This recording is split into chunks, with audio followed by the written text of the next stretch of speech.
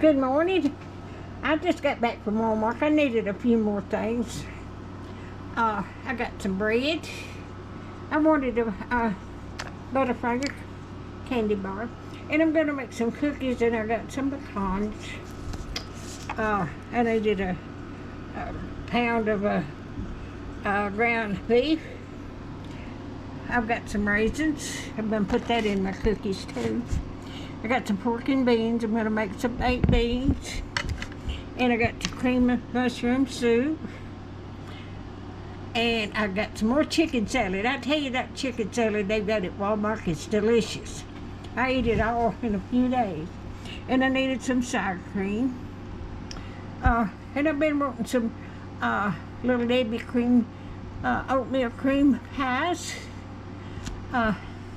And I got some macaroni salad. And I needed some orange juice. So this is what I got today.